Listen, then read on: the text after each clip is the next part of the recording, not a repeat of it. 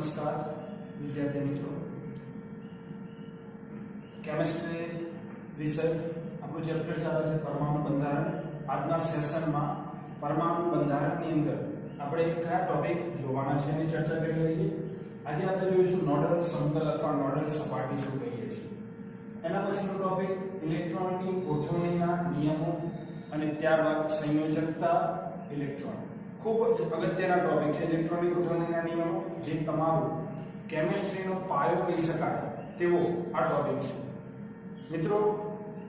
આ ટોપિક તમને ખૂબ સારી રીતે હું સમજાવવા પ્રયત્ન કરીશ,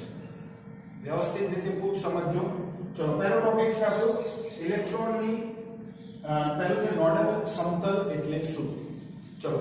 પહેલો નોડલ સમતલની વ્યાખ્યા આપણે એવી કહી શકાય કે પરમાણુના કેન્દ્રની આસપાસનો એવો વિસ્તાર કે જ્યાં ઇલેક્ટ્રોન મળવાની સંભાવના નહિવત અથવા સંભાવના વિધેય શું છે શૂન્ય સુધી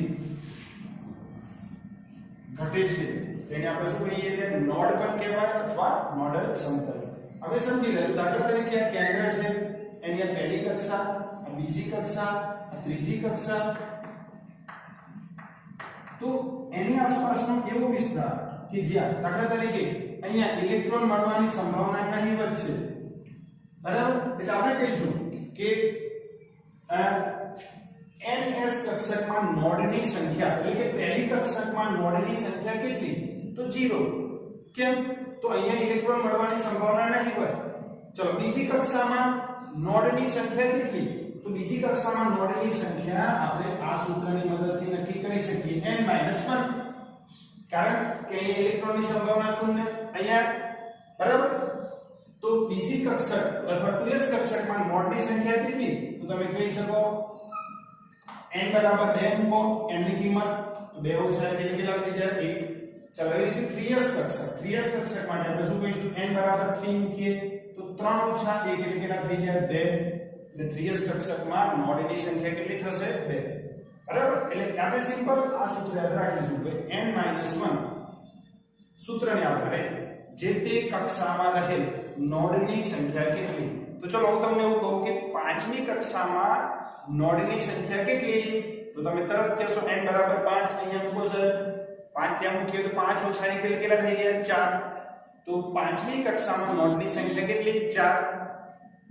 બરાબર। ચલો ત્યારબાદ બીજો અગત્યનો મુદ્દો છે n+l ને આધારે કક્ષકની ઊર્જા નક્કી કરી શકાય। n+l નું મૂલ્ય એ શું કરે છે કક્ષકની ઊર્જા। હવે આપણને ખ્યાલ છે કક્ષકનો શક્તિ ક્રમ 1s 2s 2p 3s 3p 1s 2s 2p 3s 3p 3d 4p 5s 1s 2s 2p 3s 3p 3d 4p 5s। ચલો હવે ખાસ અહીંયા તમારે એ વસ્તુ સમજવાની છે 3p 4s sorry 1s 2s 2p 3s 3p 4s 3d 4p 5s। હવે તમને એવું થાય સાહેબ આ તમે કઈ રીતે લખ્યું કક્ષકનો શક્તિક્રમ અને કેમ લખ્યું તો અહીંયા સમજી લઈએ કે n+l નું મૂલ્ય કક્ષકની ઊર્જા નક્કી કરે છે। હવે તમે જાણો છો કે n એટલે શું દર્શાવે છે એનો મુખ્ય ક્વોન્ટમ અને l નું મૂલ્ય બરાબર spdf નું મૂલ્ય છે। હવે તમને ખ્યાલ છે કે l બરાબર 1 શૂન્ય હોય તો કઈ કક્ષક કહો છો s, l બરાબર 1 હોય તો શું કહો છો p, l બરાબર 2 હોય તો શું કહો છો તમે d અને l બરાબર 3 હોય તો શું કહો છો f, બરાબર। આ તો તમને ખ્યાલ જ છે। તો એના આધારે તમે ચલો n+l નું મૂલ્ય નક્કી કરો। અહીંયા તમે કહો છો આના માટે n+l નું મૂલ્ય કેટલું થાય તો આ પહેલી કક્ષક માટે કેટલું થાય તો n બરાબર 1 અને અહીંયા s એટલે l નું મૂલ્ય કેટલું કહેવાય 0 એટલે n+l નું મૂલ્ય કેટલું થઈ ગયું આના માટે 1। ચલો 2s કક્ષક માટે n+l નું મૂલ્ય કેટલું થાય તો તમે કહો n બરાબર 2 મૂકો અને s બરાબર l બરાબર થઈ ગયા। ચલો 2p કક્ષક માટે કેટલું થાય તો તમે કહો n બરાબર 2 અને p માટે l નું મૂલ્ય 1 એટલે 2 + 1 એટલે કેટલા થાય 3। ચલો 3s કક્ષક માટે શું કહેશો n બરાબર 3 મૂકો અને s માટે l નું મૂલ્ય 0 એટલે 3 થઈ ગયું। ચલો એ જ રીતે 3p માટે શું થાય n બરાબર 3 p ની કિંમત કેટલી મૂકો 1 એટલે 4 ચલો 4s માટે શું થાય તો તમે કહો n બરાબર 4 અને s ની કિંમત માટે l ની કિંમત કેટલી થાય 0 ચલો અહીંયા તમે જોયું તો તમને ખ્યાલ આવી ગયો કે ભાઈ સૌથી ઓછી શક્તિવાળી કક્ષક 1s બરાબર એટલે n l ના મૂલ્યને આધારે કક્ષકની ઊર્જા નક્કી થાય જે કક્ષક જો અહીંયા n l નું મૂલ્ય ઓછું એની ઊર્જા કેવી ઓછી તો આ હવે તમને બીજો પ્રશ્ન થાય કે સર અહીંયા શું થયું અહીંયા આ બંને 3 3 n l આ 4 તો આવા સંજોગોમાં આપણે અહીંયા સ્પષ્ટતા કરી છે કે જે કક્ષક માટે n l નું મૂલ્ય સમાન થાય તો એ વખતે શું કરવાનું તો એ કક્ષક માટે દાખલા તરીકે અહીંયા સમાન થાય છે તો જે બંનેમાંથી આ બંને કક્ષકમાં જેમાં n નું મૂલ્ય નીચું હોય હવે n નું મૂલ્ય નીચું કેવું છે અહીંયા બરાબર તો એની ઊર્જા કેટલી થાય ઓછી એટલે 2s અને 2p માટે n l નું મૂલ્ય કેવું છે સમાન તમે કહી શકો કે અહીંયા 2p અને 3s બંને માટે n l નું મૂલ્ય સમાન પણ 2p ની ઊર્જા કેવી થાય ઓછી થશે કેમ ઓછી થાય તો તમે કહો કે અહીંયા n નું મૂલ્ય કેવું છે ઓછું માટે અહીંયા 2p નું મૂલ્ય કેવું થશે ઓછું ચલો એ જ રીતે અહીંયા બીજું એક ઉદાહરણ છે 3p અને 4s કક્ષક માટે n l નું મૂલ્ય કેટલું થાય છે 4 બંને કક્ષક માટે n l નું મૂલ્ય સમાન છે પણ અહીંયા n નું મૂલ્ય 3 છે અહીંયા n નું મૂલ્ય કેટલું છે 4 માટે તમે કહી શકો કે 3p ની ઊર્જા 4s કરતા કેવી છે ઓછી બરાબર એટલે n l ના મૂલ્યને આધારે આપણે શું નક્કી કરી શકીએ છીએ કક્ષકની ઊર્જા બરાબર એટલે આ ટોપિકની અંદર ચલો ત્યારબાદ હવે તમને એક આપણે એક સરળ પદ્ધતિ સમજાવીશું કે સાહેબ અમારે હવે આ તમારે યાદ તો રાખવાનું જ છે હવે આટલે સુધી નહીં આ કક્ષક હજી આગળ સુધી વિસ્તૃત છે ચલો એ યાદ રાખવા માટે આપણે સમજી લઈએ એક સરળ વસ્તુ છે જે તમે કહો કે કક્ષક ચલો પહેલી કક્ષક બીજી કક્ષક ત્રીજી કક્ષક ચોથી કક્ષક પાંચમી કક્ષક और પહેલી કક્ષા માટે તમને ખ્યાલ છે પહેલી કક્ષામાં એક જ કક્ષક હોય 1s બીજીમાં 2s અને 2p એ તો ખ્યાલ છે ને પહેલી કક્ષામાં માત્ર એક જ કક્ષક બીજી કક્ષામાં 2s અને 2p હવે આ પાછું તમને થાય છે તમે કઈ રીતે વ્યાખ્યા કર્યું ચલો 3s માટે અને ત્રીજી કક્ષામાં 3s 3p અને 3d આ સમજાયેલું છે ચલો હવે આ સમજો p ની પેટા કક્ષક કેટલી 3 એટલે p ની 3 અને 2s ની એટલે કુલ બીજી કક્ષામાં કુલ કેટલી કક્ષકો થઈ 4 ચલો એટલે તમે અહીંયા n2 ની કિંમત મૂકો તો તમે કહો આમાં કુલ કેટલી કક્ષક n ની કિંમત 1 મૂકો તો તમે કહો 1 અહીંયા n ની કિંમત 2 મૂકો તો 4 થઈ ગઈ અને 3 અને આની p ની પેટા પ્રકાર કેટલા 3 અને s નો 1 એટલે 4 ચલો અહીંયા આ 3 પ્રકાર આ 1 એટલે 4 અને d ની કેટલી 5 5 ને આ 4 કેટલી થઈ 9 ચલો હવે n ની કિંમત અહીંયા મૂકો 3 નો વર્ગ એટલે કેટલો થઈ ગયો 9 ચલો તો હવે ચોથી કક્ષામાં 4s 4p 4d અને 4f f કક્ષક ચોથી કક્ષાથી શરૂઆત થઈ જશે એ જ રીતે પાંચમામાં 5s 5p 5d અને 5f ચલો હવે વિદ્યાર્થી મિત્રો જો ખાસ અહીંયા સમજો મેં આજે અંતર રાખ્યું છે સમાન છે તમારે પણ આ રીતે યાદ રાખવા માટે બનાવી શકાય પણ પછી આપણે આટલે સુધી તો યાદ રાખીશું પણ આજે બધું આગળ યાદ રાખવા તો આપણે શું કરીશું તો જો આ રીતે આપણે બનાવીશું 1s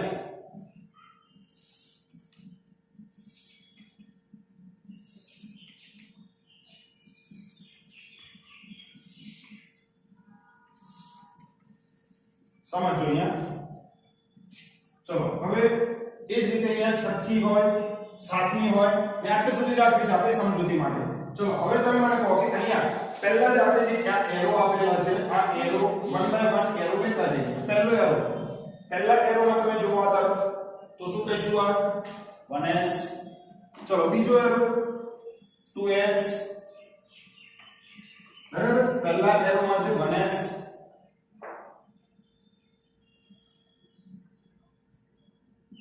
ચલો બીજો એરો 2s, હવે જો આ રીતે પહેલો બીજો, હવે 2p 3s, 2p 3s, ચલો પછી અહીંયા કમ્પ્લીટ થઈ જાય છે નવો એરો અહીંયા 3p 4s, 3p 4s નવો arrow 3d 4p 5s, 3d 4p 5s એમ પછી આગળ જોશો શું આવશે 4d 5p પછી 6s, એટલે આ કક્ષકનો શક્તિક્રમ થઈ ગયો. એટલે તમે કહો છો કે સૌથી ઓછી ઉર્જાવાળી કક્ષક કઈ 1s, તેનાથી વધુ 2s, 2p 3s, 3p 4s, 3d 4p. હવે જો ઇલેક્ટ્રોન ની ગોઠવણી માટે કક્ષકનો ઉતરતો ક્રમ ખૂબ જ અગત્યનો છે. આપણે આટલે સુધી તો યાદ રાખવા પ્રયત્ન કરીશું મોડેલ, અને આનાથી વધુ કક્ષકોની જરૂર પડે, દાખલા તરીકે પરમાણુ ક્રમાંક 40 50 60 સુધી હવે ગોઠવવાની જરૂર પડે તો તમે આનાથી વધુ આગળ જાતે જ બનાવી શકશો. ખ્યાલ આવ્યો? તો હવે આટલા જે મુદ્દો છે, આટલા મુદ્દાની મેં તમને અહીંયા વાત કરી કે ભાઈ n + l શું નક્કી કરે છે? કક્ષકની ઊર્જા. ચલો હવે આ તમારે જાતે જ બનાવવાનું છે. એકવાર હોમવર્કની અંદર તમે આટલી વસ્તુ જાતે બનાવવાની છે, તો જેથી કરી આ તમે એકવાર જાતે બનાવતા આવડી જશે તો આના આધારે તમે આ કક્ષકનો શક્તિ સ્તર, બરાબર, એટલે કે ઇલેક્ટ્રોન ગોઠવણી માટે કક્ષકની ઊર્જા નો ક્રમ, કક્ષકની ઊર્જાનો ક્રમ, જેથી કક્ષકની ઊર્જા તો 1s એના કરતા વધુ કોની છે, 2s 2s કરતા વધુ કોની છે, 2p 2p કરતા વધુ કોની છે, 3s 3p કરતા વધુ કોની છે, 4s. ચલો આટલી સુધી એક સરસ સ્ક્રીનશોટ તમારે લેવાનો છે. પછી આના પછીનું આગળનું હું તમને સમજાવું છું.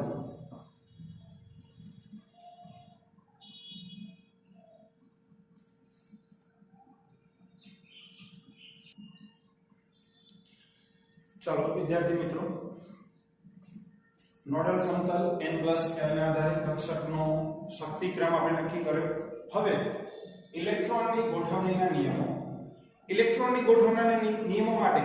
તમારે કક્ષકનો શક્તિક્રમ જરૂરી છે. ચલો પહેલો ઇલેક્ટ્રોનની ગોઠવણીના 3 મુખ્ય નિયમ છે. આઉફબાઉનો નિયમ, નામ સરસ છે, બોલવાની મજા આવે એવી, એકવાર જાતે બોલી જજો. આઉફબાઉનો નિયમ, મજા આવશે, એકલા બોલજો. ચલો એના પછી છે પૌલીનો નિયમ અને હુન્ડનો નિયમ. આઉફબાઉનો નિયમ, પૌલીનો નિયમ અને હુન્ડનો નિયમ. ચલો પહેલો નિયમ આપણે શીખીએ છીએ આઉફબાઉનો નિયમ. તો આઉફબાઉ નામના વૈજ્ઞાનિકે ઇલેક્ટ્રોનની ગોઠવણી માટેનો નિયમ આપ્યો. ચલો હવે જર્મન ભાષામાં એનો મતલબ થાય છે કે ઇલેક્ટ્રોનની ગોઠવણી. હવે ઇલેક્ટ્રોનની ગોઠવણી માટેનો નિયમ આપણે સૌપ્રથમ છે ઇલેક્ટ્રોન કઈ રીતે ગોઠવાય. તો અગાઉ આપણે વાત કરી હતી કે ઇલેક્ટ્રોન સૌપ્રથમ ઓછી શક્તિ ધરાવતી કક્ષકમાં દાખલ થાય, પછી ક્રમશઃ વધુ શક્તિ ધરાવતી કક્ષકમાં દાખલ થાય છે. તો વિદ્યાર્થી મિત્રો, આપણને કક્ષકનો શક્તિક્રમ ખ્યાલ હોવો જોઈએ. સૌથી ઓછી 1s 2s 2p 3s 3p 4s 3d 4p. હવે આપણે થોડી સુધી યાદ રાખવું પડશે, અને વધુ જરૂર પડે તો આપણે જાતે કઈ રીતે બનાવવાનું એ મેં હમણાં તમને શીખવાડ્યું. ચલો તો આપણે કહીશું કે સૌપ્રથમ ઇલેક્ટ્રોન ની 1s 2s 2p 3s 3p 4s 3d 4p 5s. હવે આટલા સુધી જ છે ક્રમ? ના, એવું નથી. હજી પણ તમે આગળ લખી શકો. એ તમને આવડે છે ને કઈ રીતે બનાવી શકાય, બરાબર? હવે દાખલા તરીકે હું તમને એવું કહું કે જાતે તમે ઇલેક્ટ્રોનની ગોઠવણી કરી શકો. તમને હું કહું કે ચલો પરમાણુ ક્રમાંક 8 વાળું ઓક્સિજન, આની ઇલેક્ટ્રોન રચના લખો. તો તમે શું કહો? ઓક્સિજનમાં 8 પરમાણુ ક્રમાંક, એનો મતલબ કે ઇલેક્ટ્રોનની સંખ્યા કેટલી? 8. તો ચલો અહીંયા 8 ઇલેક્ટ્રોન ગોઠવતા જઈએ. તો 1s માં કેટલા ગોઠવાય? વધુમાં વધુ 2 ઇલેક્ટ્રોન ગોઠવાય. તમે શું કહો? 1s2 ચલો હવે તમારી જોડે તમે 8 હતા માંથી 2 ગોઠવ્યા કેટલા વધ્યા 6 વધ્યા તો ચલો પાછી 2s2 4 ઇલેક્ટ્રોન ગોઠવ્યા હજુ કેટલા વધ્યા 4 અને p માં વધુમાં વધુ 6 ગોઠવાઈ શકે પણ તમારા જોડે વધ્યા છે કેટલા 4 1s2 2s2 2p4 ચલો હવે કોઈ કહે કે ના સાહેબ અમારે 10 કરતા વધુ એટલે સોડિયમની ઇલેક્ટ્રોન રચના લખો સાહેબ તો તમે આ રીતે તમારે પરમાણુ ક્રમાંક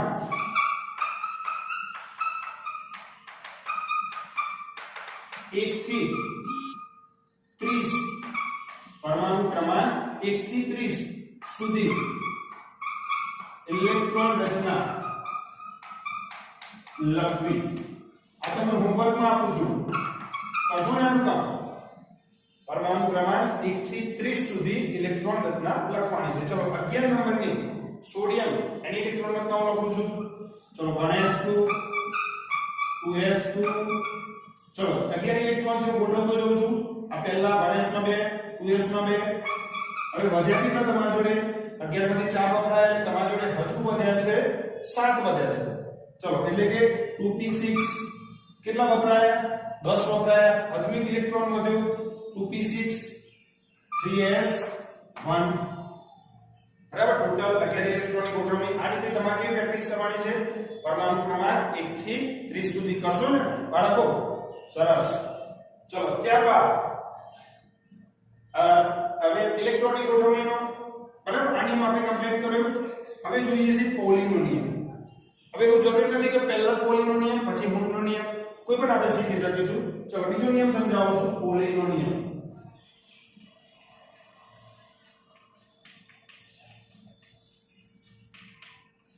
હવે નિયમ સમજો ગોખવાનો પ્રયત્ન ના કરતા ચલો સરળ છે પર કોઈ પણ પરમાણુની કોઈ પણ કક્ષકમાં વધુમાં વધુ 2 ઇલેક્ટ્રોન ગોઠવાઈ શકે વધુમાં વધુ 2 ઇલેક્ટ્રોન ગોઠવાઈ શકે તમે કહો સાહેબ આ તો અમને ખબર જ હતી કે દરેક કક્ષકમાં 2 ઇલેક્ટ્રોન ગોઠવી શકાય પણ એ કઈ રીતે નક્કી થયું તો એ નક્કી થયું પોલીના નિયમને આધારે અથવા ખાસ સમજો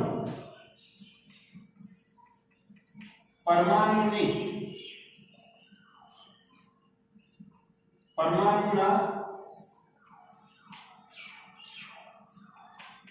કોઈ પણ કક્ષક માં રહેલા 2 ઇલેક્ટ્રોનના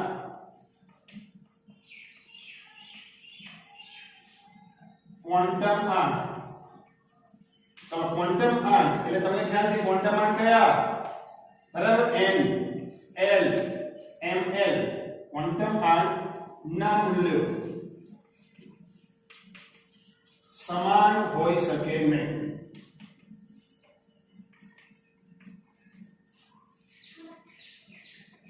પરમાણુના કોઈ પણ કક્ષકમાં રહેલા 2 ઇલેક્ટ્રોનના ચારે ક્વોન્ટમ આંકના મૂલ્ય સમાન હોઈ શકે નહીં આપણને એક જ વસ્તુ સમજાવે છે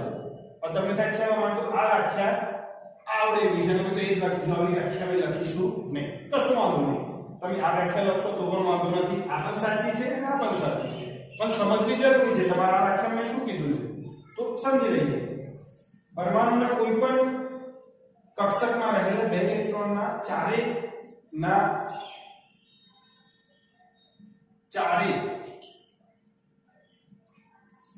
વાક્ય ખાસ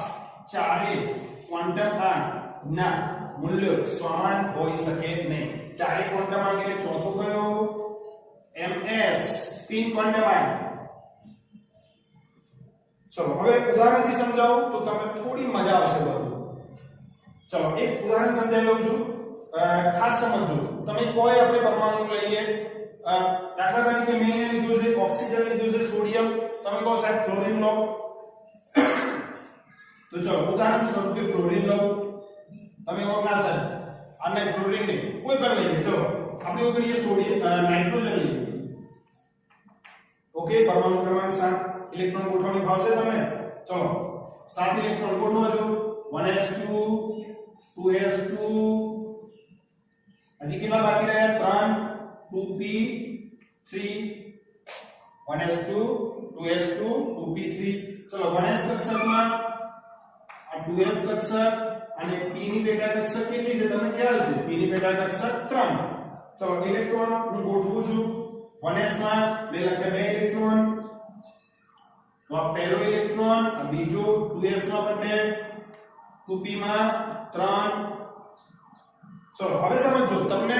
મેં શીખવાડ્યું છે કે કક્ષકની સંજ્ઞા પરથી ક્વોન્ટમ બરાબર તો 1s કક્ષક માટે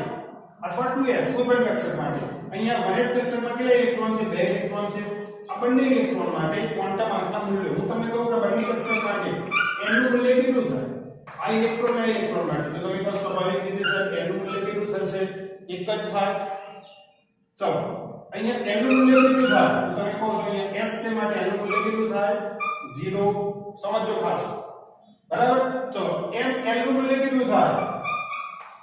તો ml નું મૂલ્ય તમે કહેશો સર એ પણ કેટલું થાય 0 અહીંયા ત્રણ ક્વોન્ટમ સમાન થાય છે પણ ચોથો ક્વોન્ટમ સ્પિન ક્વોન્ટમ કયો ક્વોન્ટમ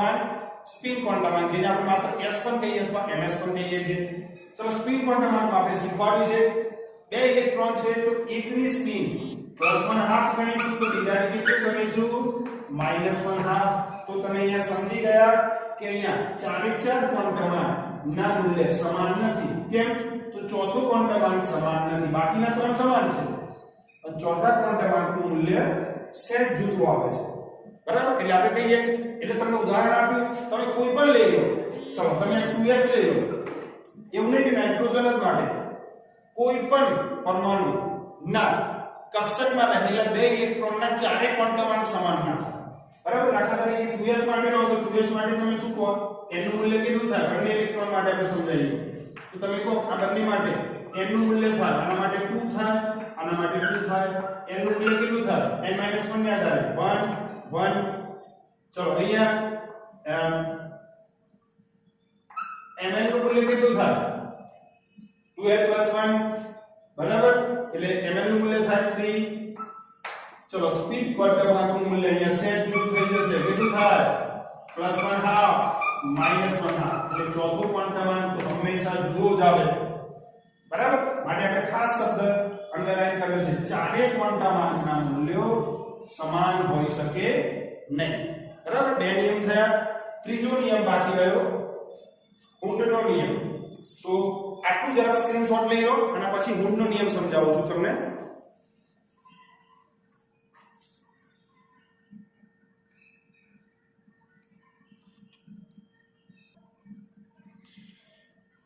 તો ચાલો વિદ્યાર્થી મિત્રો તમે અગાઉ સ્ક્રીનશોટ લઈ લીધો છે એની નોટ પણ કરશો હવે ઇલેક્ટ્રોનની ગોઠવણીનો ત્રીજો નિયમ છે હુન્ડનો નિયમ બરાબર હુન્ડનો નિયમ ઇલેક્ટ્રોનની કેવી પ્રકારની કક્ષક માટે ગોઠવણી સમજાવે છે તો ઇલેક્ટ્રોનની અહીંયા સમશક્તિ કક્ષકો હવે સમશક્તિ કક્ષકો એટલે તમને ખ્યાલ છે સમશક્તિ કક્ષકો કઈ કહેવાય બરાબર અથવા બરાબર સમાન પેટા કોષ કઈ તમે કહો છો કે p ની પેટા કક્ષક કઈ તો px py અને pz d ની પેટા કક્ષક કઈ dxy dyz dxy dyz dzx dx2 - y2 અને dz2 આ d ની 5 પેટા કક્ષકો છે બરાબર એટલે સમશક્તિ કક્ષકો કહેવાય એ જ રીતે p ની પણ સમાન ઉર્જાવાળી કક્ષક તો ફરીવાર નિયમ બોલું છું કે સમાન પેટા કોષમાં ઇલેક્ટ્રોનનું યુગ્મન જ્યાં સુધી દરેક કક્ષકમાં એક એક ઇલેક્ટ્રોન ગોઠવાય નહીં ત્યાં સુધી થતું જ નથી એટલે આ ઉદાહરણ સ્વરૂપે સમજાવું તો તમને વધુ ખ્યાલ આવશે ચલો 7 પરમાણુ ક્રમાંક વાળું નાઇટ્રોજન માટે સમજાવું તો નાઇટ્રોજનની ઇલેક્ટ્રોન રચના બોલો કેટલી થાય તમે કહો સાહેબ 1s2 2s2 2p3 સાત થઈ ગયા ઇલેક્ટ્રોન ચલો હવે આ p ની પેટા કક્ષક તમને ખ્યાલ છે કેટલી છે 3 બરાબર એટલે 2px1 2py1 અને 2pz1 બરાબર એટલે તમે કહો આમાં જો હું કક્ષકને ચોરસ બોક્સ સ્વરૂપે દર્શાવું તો પણ ચાલે એટલે p ની આ 2s કક્ષક થઈ આ 1s 2s 2p અને p ની પેટા કક્ષક 3 ચલો અહીંયા 1s માં બે ઇલેક્ટ્રોન ગોઠવાય 2s માં બે ઇલેક્ટ્રોન જુઓ એક જ કક્ષક છે તો બે બે ગોઠવાઈ જશે પણ આ p ની 3 પેટા કક્ષક છે બરાબર અને p ની 3 પેટા કક્ષક છે દરેકમાં એક એક ઇલેક્ટ્રોન ગોઠવાય ઉપર ચલો p ની 3 પેટા કક્ષક છે હવે p ની 3 પેટા કક્ષક હવે જો 3 ઇલેક્ટ્રોન ગોઠવવાના છે એટલે કે ઇલેક્ટ્રોન હવે આ રીતે નહીં ગોઠવાય તમને ખ્યાલ છે 3 ઇલેક્ટ્રોન છે તો આ પહેલામાં બે ગોઠવી દઈએ અને આ એક તો આ રીતે ઇલેક્ટ્રોન ગોઠવાશે નહીં તો ઇલેક્ટ્રોન કઈ રીતે ગોઠવાય તો ઇલેક્ટ્રોન શું કરશે 3 ઇલેક્ટ્રોન છે એટલે દરેકમાં પેલા એક એક વહેંચાઈ જાય સમજણ પડી હવે પછી દાખલા તરીકે નાઇટ્રોજન પછી છે ઓક્સિજન પરમાણુ ક્રમાંક 8 તો હવે ઓક્સિજનના electron 1s2 2s2 2p4 5 electron હતા તો ચલો હવે 1s આ 2s અને 2p ની પેટા કક્ષકો કેટલી છે 3 તો તમે કહો છો કે અહીંયા 1s માં બે ઇલેક્ટ્રોન 2s માં બે ઇલેક્ટ્રોન p માં કેટલા છે 4 તો 4 ઇલેક્ટ્રોન કઈ રીતે ગોઠવાય તો પહેલા દરેકમાં એક અને પછી યુગ્મન થાય બરાબર એટલે સમાન પેટા કોષમાં ઇલેક્ટ્રોનનું યુગ્મન જ્યાં સુધી દરેક કક્ષકમાં એક એક ઇલેક્ટ્રોન ગોઠવાતા નથી ત્યાં સુધી થતું નથી એટલે અહીંયા ઇલેક્ટ્રોનનું યુગ્મન ના થયું બરાબર અહીંયા ના ગોઠવાયું પણ ઓક્સિજનમાં દરેક કક્ષકમાં એક એક ઇલેક્ટ્રોન ગોઠવાયો પછી ચોથા ઇલેક્ટ્રોનનું આપણે યુગ્મીકરણ કર્યું હવે તમે ખ્યાલ આવી ગયા કે તમે કહો કે સાહેબ 9 નંબર ફ્લોરિન તો ફ્લોરિન ઇલેક્ટ્રોન રચનામાં 8 9 ઇલેક્ટ્રોન તો અહીંયા 5 થઈ જશે તો એક બીજો અહીંયા આગળ આવશે એટલે તમે કહી શકો કે આ રીતે આ 2px2 કહેવાય આની 2py1 2pz1 તો ઓક્સિજનની ઇલેક્ટ્રોન રચના વધુ સ્પષ્ટ રીતે લખવી હોય તો આ રીતે પણ લખી શકાય સમજણ પડી તો આ હુન્ડનો નિયમ શું દર્શાવે છે કે સમશક્તિ કક્ષકમાં ઇલેક્ટ્રોન પહેલા દરેક કક્ષકમાં એક એક ઇલેક્ટ્રોન ગોઠવાય છે અને પછી વધુ ઇલેક્ટ્રોન હોય તો એનું યુગ્મીકરણ થાય છે તો આ ત્રણ નિયમો ખાસ બાળકો પ્રેક્ટિસ કરવાની છે તમારે તો આ ઇલેક્ટ્રોનની ગોઠવણીના નિયમ થઈ ગયા જે ખૂબ જ અગત્યના છે તો આ ચેપ્ટર અહીંયા આપણે પૂર્ણ થાય છે પરમાણુનું બંધારણ આના પછી એક નવું ચેપ્ટર લઈશું આ જેટલું ચાલ્યું છે એટલું એકવાર તમે એની ક્લાસ નોટ બનાવી નોટ કરી અને મને પર્સનલી મોકલશો જેથી કરીને તમારો આ ટોપિક આટલે સુધી ક્લિયર થાય આટલે સુધી મૂકું છું નમસ્તે